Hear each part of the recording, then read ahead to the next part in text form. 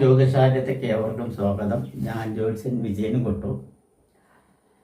അതായത് ഇപ്പോൾ നമ്മുടെ ഇന്ത്യയിൽ അല്ലെങ്കിൽ നടന്നുകൊണ്ടിരിക്കുന്നതായിട്ടുള്ള ഇന്ത്യയും പാകിസ്ഥാനും തമ്മിലുള്ള ഒരു പ്രത്യേകപരമായിട്ടുള്ള പ്രത്യാക്രമണം നടന്നുകൊണ്ടിരിക്കുന്ന സാഹചര്യത്തിൽ പാകിസ്ഥാൻ ചെയ്തിരിക്കുന്നത് കൊടും ഭീകരവാദിത്വവും അതുപോലെ തന്നെ ക്രൂരതയും നാടിന് നിരക്കാത്ത ഒരു സംഭവവും ജനങ്ങൾക്ക് സഹിക്കാൻ പറ്റാത്ത ഒരു സംഭവവും അതുപോലെ തന്നെ ദ്രോഹങ്ങളും ക്രൂരമായ പ്രവർത്തികളും ഒന്നും അറിയാത്ത ആളുകളെ വധിക്കുന്ന ഒരു സ്വഭാവ രീതിയും പതിരിഞ്ഞുള്ള ആക്രമണങ്ങളും മറ്റും വീരമൃത്യു മരിച്ച ഇന്ത്യൻ സേനാധിപത്യങ്ങൾക്ക് ആദ്യം തന്നെ നമസ്കാരം ഞാൻ പറയട്ടെ.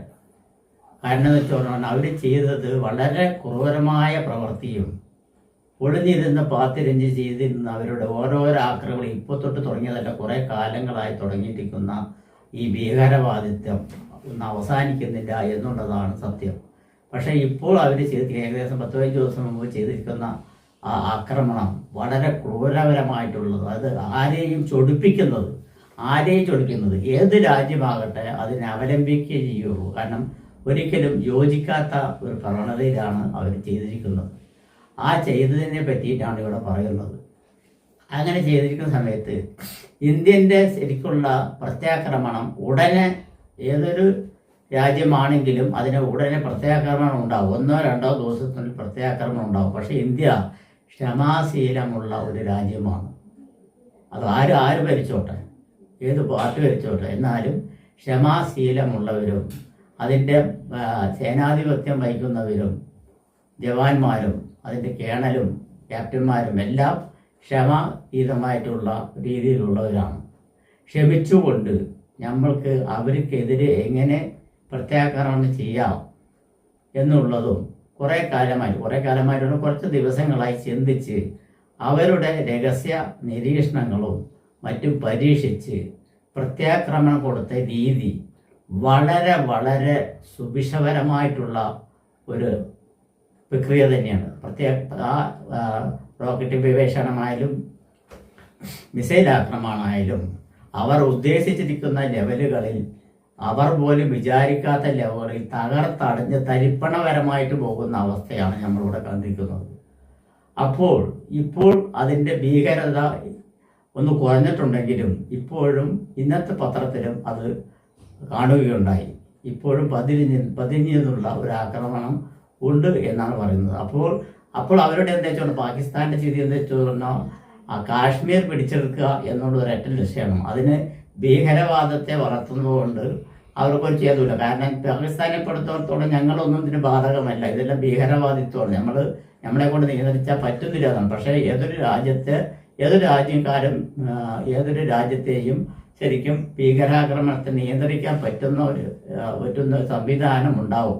പ്രധാനമന്ത്രിയിലാണെങ്കിലും പ്രസിഡന്റ് ആണെങ്കിലും ഉണ്ടാവും എന്നുള്ളതിൻ്റെ സത്യാവസ്ഥയാണ്. അവർ വിചാരിച്ചാൽ പറ്റും. പക്ഷേ ഇവരതിന് ശ്രമിക്കുന്നില്ല. കാരണം അവർ വളർന്നോട്ടെ, അവർ ചെയ്യേണ്ട കാര്യങ്ങൾ ചെയ്തോട്ടെ എന്നുള്ളൊരു മനോഭാവത്തോടുകൂടെ പോകുന്നത്.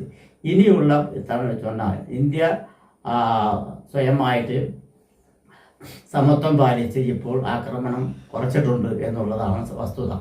ഇനി അവരുടെ പ്രത്യാക്രമണം എങ്ങനെ ഉണ്ടാകും എന്ന് പറയാൻ പറ്റില്ല. അതായത് പാകിസ്ഥാൻ്റെ പ്രസിഡന്റാണെങ്കിലും പ്രധാനമന്ത്രിയാണെങ്കിലും അമേരിക്കയെ വാനോളം പുകഴ്ത്തി അമേരിക്കൻ പ്രസിഡന്റിനെ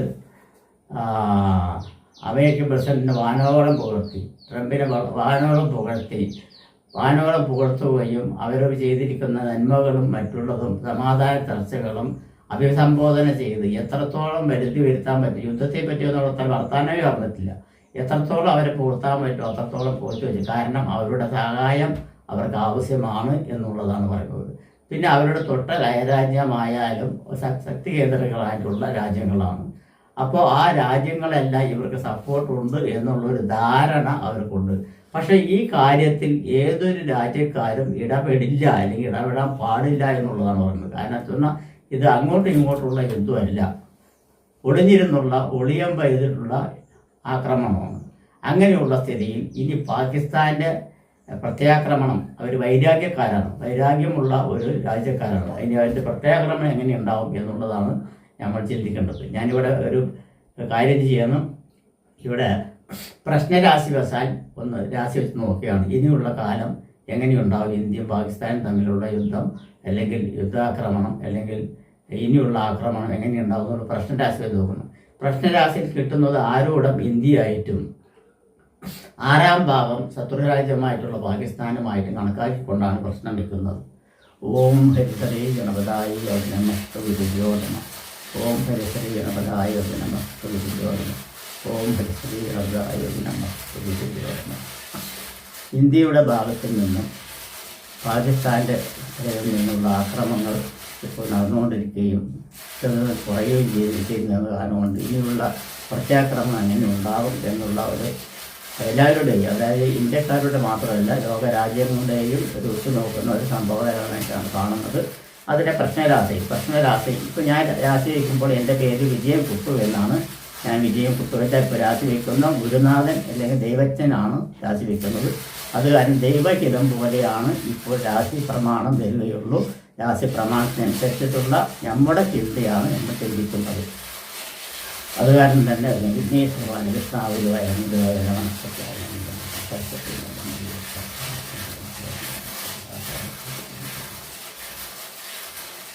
വിഘ്നേശ്വര ഭഗവാനെ കൃഷ്ണാവിലുവായ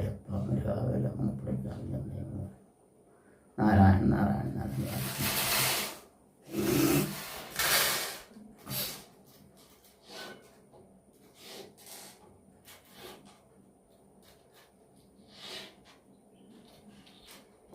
ആരുടെ രാശി വന്നിരിക്കുന്നത് മകരരാശിയാണ്. അതായത് ആരൂഢം, അതായത് പ്രശ്നവശാൽ ആരൂഢം വന്നിരിക്കുന്നത് മകരരാശിയാണ്.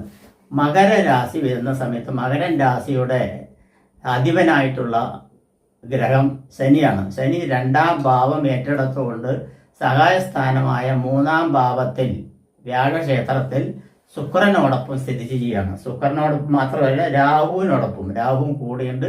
രാഹുവിനോടൊപ്പം സ്ഥിതി ചെയ്തുകൊണ്ടിരിക്കുന്ന അവസ്ഥയാണ് ഇപ്പോൾ കാണുന്നത് എന്നുള്ളതാണ് പറയുന്നത്. ദൈവാനുഗ്രഹം, അതായത് 5-ാം ഭാവത്തിൽ വ്യാഴം നിൽക്കുന്നുണ്ട്. അത് കാരണം ഇന്ത്യയുടെ ഭാഗത്തിൽ നിന്ന് നോക്കുമ്പോൾ ദൈവാനുഗ്രഹം വളരെ വളരെ കൂടുതലായി കാണുന്നുണ്ട്. അത് കാരണം ഇന്ത്യയെ പുറത്തുവരികയും യാതൊരു വിധത്തിലുള്ള ഭീഷണിയോ അല്ലെങ്കിൽ ഏതെങ്കിലും തരത്തിലുള്ള പ്രത്യാഘാതമോ ഒന്നും പ്രതീക്ഷിക്കേണ്ട. കാരണം ഇന്ത്യയെ ദൈവം രക്ഷിക്കും. സർവേശ്വരനാം ദക്ഷിണേസ്യസ്തി സാന്നിധ്യമാസ്മ ദക്ഷിണേ അനുകൂലി പ്രായ അനുകൂലി സകല പ്രശ്ന സമയത്ത് വ്യാഴം പ്രസാദിച്ചു കഴിയുകയും ആ വ്യാഴം തന്നെ മകരരാശിയെ ദൃഷ്ടി ചെയ്യുന്ന കാരണം കൊണ്ട് 4-ാം ഭാവത്ത് 5-ാം ഭാവത്ത് ശുക്രക്ഷേത്രത്തിൽ നിൽക്കുന്ന വ്യാഴം വളരെ വിശേഷപരമായിട്ടുള്ള ഇതാണ് കാണുന്നത്. അതുപോലെ തന്നെ നമ്മൾ ശത്രുസ്ഥാനപരമായിട്ടുള്ള സ്ഥാനം കൊണ്ട്, ശത്രുസ്ഥാനം പറഞ്ഞ മകരരാശിയുടെ അധിപനായിട്ടുള്ള ഗ്രഹം ബുധനാണ്. ബുധൻ ശത്രുസ്ഥാനം എന്ന് പറയുമ്പോൾ മിഥുനൻ രാശിയാണ്. മിഥുനൻ രാശി പ്രകാരം നമ്മൾ കണക്കാക്കുകയാണെങ്കിൽ മിഥുനൻ രാശിയുടെ അധിപൻ 11-ാം ഭാവത്തിൽ സൂര്യനോടൊപ്പം അഗ്നി സംബന്ധമായിട്ടുള്ള അല്ലെങ്കിൽ 3-ാം ഭാവാധിപനായിട്ടുള്ള അധിപനായിട്ടുള്ള സൂര്യനോടൊപ്പം നിൽക്കുകയാണ്. അതായത് 6-ാം ഭാവാധിപനായിട്ടുള്ള ബുധൻ 4-ാം ഭാവം ഏറ്റെടുത്തുകൊണ്ട്, അതായത് രാജസ്ഥാനം ഏറ്റെടുത്തുകൊണ്ട് 11-ാം ഭാവത്തിൽ നിൽക്കുകയും 12-ാം ഭാവത്തിൽ വ്യാഴം നിൽക്കുകയും ചെയ്യുന്നു. അപ്പോൾ പാകിസ്ഥാൻ ദൈവാധീനം കുറഞ്ഞിരിക്കുന്ന സമയമാണ്. പാകിസ്ഥാൻ വളരെ വളരെ സൂക്ഷിക്കേണ്ട സമയമാണ്. അവർക്ക് എന്ത് ആപത്ത് വേണമെങ്കിലും സംഭവിക്കാനുള്ള സാധ്യത കൂടുതലുണ്ട്. ലഗ്നാധിപൻ 4-ാം ഭാവം ഏറ്റെടുത്ത് സഹായ സ്ഥാനാധിപനായിട്ടുള്ള ഗ്രഹം 3-ാം ഭാവത്തെ സഹായ സ്ഥാനത്തിൽ മറ്റുള്ളവർ വരികയാണെങ്കിൽ നേരിട്ട് ഒന്നും ഇടപെടാനുള്ള സാധ്യത കാണുന്നില്ല എന്നുള്ളതാണ് പറയുന്നത്. അതേസമയത്ത് ഇന്ത്യയെ പുറത്തുവരിക്കും പറയുകയാണെങ്കിൽ ദൈവാധീനം വളരെ കൂടുതലായി കാണുന്നുണ്ട്. ലഗ്നാധിപൻ 2-ാം ഭാവം, അതായത് അവനവന്റെ കുടുംബസ്ഥാനം നോക്കിക്കോളൂ. കുടുംബം പറഞ്ഞാൽ നമ്മുടെ രാജ്യം തന്നെയാണ്. കുടുംബസ്ഥാനം ഏറ്റെടുത്തുകൊണ്ട് 3-ാം ഭാവത്തിൽ സഹായ സ്ഥാനത്ത് നിൽക്കുന്നത് വളരെ വളരെ ഉചിതപരമായിട്ടുള്ള കാര്യമാണ് എന്നുള്ളത് തന്നെ പറയാം. അതുപോലെ തന്നെ 7-ാം ഭാവത്തിൽ നിവൃത്തിസ്ഥാനം പറഞ്ഞ മകരൻ രാശിയുടെ നിവൃത്തിസ്ഥാനത്തിൽ ചൊവ്വയും അതുപോലെ തന്നെ ഗുളികനുമാണ് നിൽക്കുന്നത്. അതായത് നാലാം ഭാവാധിപൻ രാജസ്ഥാനാധിപൻ നാലാം ഭാവാധിപനും ബാധകാധിപനുമാണ്. അതായത് 4ാം ഭാവാധിപനും 11ാം ഭാവാധിപനുമാണ് ചൊവ്വ. ആ 4ാം ഭാവനും 11ാം ഭാവം നിവൃത്തിസ്ഥാനമായിട്ടുള്ള 7ാം ഭാവം നിൽക്കുന്ന നിവൃത്തിസ്ഥാനം എന്ന് വെച്ച് പറഞ്ഞാൽ കാര്യം സാധിച്ചെടുക്കുന്ന സ്ഥാനത്താണ്. അവിടെ ചൊവ്വയാണ് നിൽക്കുന്നത്. ചൊവ്വ നീചസ്ഥനായി നിൽക്കുകയാണ്. നീചഭംഗ രാജയോഗം ഉണ്ടോ ചോദിച്ചാൽ നീചഭംഗ രാജയോഗം ഉണ്ട് എന്ന് തന്നെ പറയാം. അപ്പം നീചഭംഗ രാജയോഗം ഉള്ള കാരണം നിവൃത്തിസ്ഥാനത്തിൽ ഗുളികനും ഇതുവാണെങ്കിലും ചില പാഴ് വീഴ്ചകളെല്ലാം പറ്റുവാനുള്ള സാധ്യത ഈ നിവൃത്തിസ്ഥാനമുണ്ട്. നിവൃത്തിസ്ഥാനം പറഞ്ഞാൽ നമ്മൾ പ്രൈം മിനിസ്റ്ററായാലും ശരി, ഇന്ത്യൻ സേനാധിപത്യമായാലും ശരി, വ്യോമസേനാപരായാലും ശരി, അവർ ഉദ്ദേശിക്കുന്ന കാര്യങ്ങൾ ചെറിയ ചെറിയ ഭാഗപ്പിഴകൾ പറ്റുവാനുള്ള സാധ്യത കൂടുതൽ കാണുന്നുണ്ട്. അത് കാരണം കൂടുതൽ അതീവ ശ്രദ്ധയോടുകൂടി, വളരെ ശ്രദ്ധയോടുകൂടി 1-2 തവണ ചിന്തിച്ച് നമ്മൾ ശരിയായിട്ടുള്ള ദിശയിലാണോ പോകുന്നത് എന്ന് ചിന്തിച്ചുകൊണ്ട് വേണം നമ്മൾ അവരെ നേരിടാൻ എന്നാണ് പറയുന്നത്. കാരണം നീചസ്ഥാനത്ത് നിൽക്കുന്ന ചൊവ്വയും അതിനോടൊപ്പം തന്നെ ഗുളികൻ എന്ന് പറയുമ്പോൾ തന്നെ അറിയാം ഗുളികൻ ദോഷകാരകനാണ്. ഗുളിക രാശ്യാധിപനായിട്ടുള്ള ചന്ദ്രൻ ബാധകാസ്ഥാനത്തിൽ, അതായത് ബാധകാസ്ഥാനം പറഞ്ഞ വൃശ്ചിക രാശിയിൽ നിൽക്കുകയാണ്. ആ ബാധകാസ്ഥാനം നിൽക്കുന്ന ചന്ദ്രൻ ദോഷകരമാണ് എന്ന് തന്നെ പറയാം. നിവൃത്തിസ്ഥാനാധിപൻ ബാധകാസ്ഥാനത്ത് നിൽക്കുന്നത് ദോഷകരമാണ്. അത് കാരണം ഇന്ത്യക്ക് ദൈവാനുഗ്രഹം മറ്റുള്ളതെല്ലാം ഉണ്ടെങ്കിലും ഇന്ത്യക്കും ചെറിയ തോതിലുള്ള ചെറിയ പ്രത്യാഘാതങ്ങൾ ഉണ്ടാവും എന്ന് തന്നെ പറയാം. ശത്രുസ്ഥാനാധിപനായിട്ടുള്ള പാകിസ്ഥാന്റെ മിഥുനൻ രാശി പ്രകാരം 12ാം ഭാവത്തിൽ വ്യാഴം നിൽക്കുകയും ശത്രുസ്ഥാനത്തിന്റെ അധിപനായിട്ടുള്ള ഗ്രഹം ശത്രുസ്ഥാനം കൊണ്ട് നോക്കുന്ന സമയത്ത് അത് മകരൻ രാശി തന്നെയാണ് വന്നിരിക്കുന്നത്. കാരണം എന്ന് പറഞ്ഞാൽ മിഥുനൻ രാശിയോട് ചിന്തിക്കുമ്പോൾ ശത്രുസ്ഥാനാദി മകരൻ രാശിയാണ്. അപ്പോൾ അവർ ഒളിഞ്ഞിരുന്ന് പ്രത്യാക്രമണം നടത്താനുള്ള സാധ്യത. പിന്നെ നിവൃത്തി സ്ഥാനത്ത് നിൽക്കുന്നത് സേനാധിപത്യം വഹിക്കുന്നതും യുദ്ധകാരകനും അതുപോലത്തെ ഭൂമികാരകനുമായിട്ടുള്ള ചൊവ്വയാണ് നിൽക്കുന്നത്. അത് കാരണം വീണ്ടും ചരരാശി എന്ന് പറയുമ്പോൾ തുടരും എന്നാണ് പറയുന്നത്. തുടർച്ചയായിട്ടുള്ള സംഭവങ്ങൾ ഉണ്ടാകാനുള്ള സാധ്യത കൂടുതലായിട്ട് കാണുന്നുണ്ട്. 4ാം ഇടത്തിൽ നിൽക്കുന്നത് അഷ്ടമാധിപനായിട്ടുള്ള സൂര്യനും 6ാം ഭാവാധിപനായിട്ടുള്ള ബുധനും ഭാഗ്യാധിപനായിട്ടുള്ള ബുധനുമാണ് നിൽക്കുന്നത്. 3ാം ഭാവത്തിൽ നിൽക്കുന്നത് 5ാം ഭാവാധിപനും കർമ്മസ്ഥാനാധിപനും ഉച്ചസ്ഥാനം നിൽക്കുന്ന കാരണം ഇന്ത്യയുടെ പ്രവർത്തനം കൊണ്ട് ഗുണകരപരമായിട്ടുള്ള കാഴ്ചപ്പാടുകൾ ഉണ്ടെങ്കിലും ഇന്ത്യക്കും ചെറിയ നഷ്ടങ്ങൾ വരുവാനുള്ള സാധ്യതകൾ കൂടുതൽ കാണുന്നുണ്ട്. കൂടുതൽ ഞാൻ ഈ വീഡിയോ ദീർഘിപ്പിക്കുന്നില്ല. ഇത്രത്തോളമാണ് പറയാനുള്ളത്. ഇനി എന്തെങ്കിലും പ്രശ്നം ഉണ്ടെങ്കിൽ നിങ്ങളുടെ കമൻറ്റുകളും മറ്റുള്ള കാര്യങ്ങളെല്ലാം കൊണ്ട് ഞാൻ വീണ്ടും ഇതിനെപ്പറ്റി പറയുന്നതാണ്. നമസ്കാരം.